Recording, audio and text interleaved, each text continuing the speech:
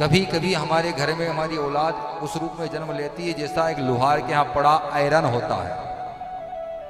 लोहा जिस पे पीटता है ना, लोहार उसको क्या कहते हैं, इतना बड़ा आता ना वो, कितने लोगों ने देखा? सभी ने देखा।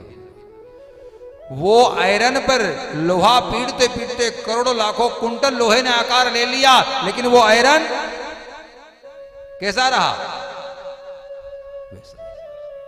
कहने का मतलब ये कि वो लोहा कूटते कूटते उसने अपना स्वभाव बदल लिया कि महाराज इसकी कोई गति नहीं, हम तो अपना आकार बदल के यहां से निकल जाएं, ये तो आयरन का आयरन ही रहेगा।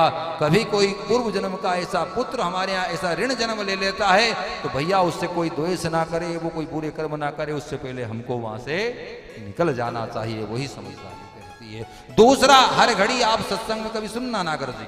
अच्छा, कथाएं कथा निमित्त मात्र बोलते हैं, लेकिन अगर उनकी कथा को अगर कोई सुन ले तो महाराज जैसे आप घर में डिटाल का पोछा लगाते हो ना और सारे कीट पतंग दूर हो जाते हैं, उसी प्रकार से मनुष्य के ऊपर जो पिक्चर चल रही ना दुनिया की, ये खत्म हो जाती है।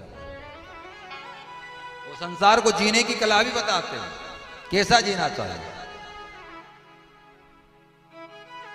कैसा जीना चाहिए। तो उन्होंने उदाहरण दिया, बोले भैया हम तो ये कहते हैं कि मनुष्य को हर घड़ी बारात की उस घोड़ी की तरह जीना चाहिए। बोल गोपाल कृष्ण भगवान। बोले महाराज मंच पर बैठे बैठे हमको उस घोड़ी से अवलोकन करते हो?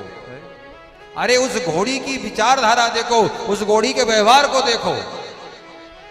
जो घोड़ी उस दूल्हे को लेकर के चलती, वो गाजे वाले को साथ लेके चलती, वो बाजे वाले को साथ लेके चलती, पड़ोसी का भी ध्यान रखती, आगे वाले का भी ध्यान रखती, पीछे वाले का भी ध्यान रखती। किसी तरह से उसको ये भी पता है कि जो मेरे ऊपर बैठा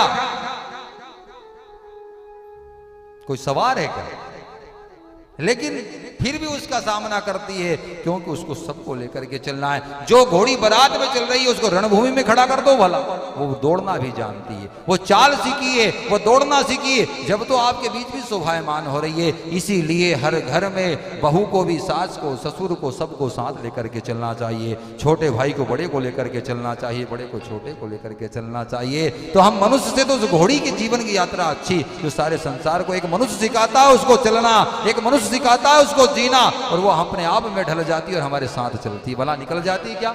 और आज का व्यक्ति अपने परिवार को छोड़कर रणभूमि की घोड़ी की तरह दौड़ निकलता। बोल गोपाल कृष्ण भगवान।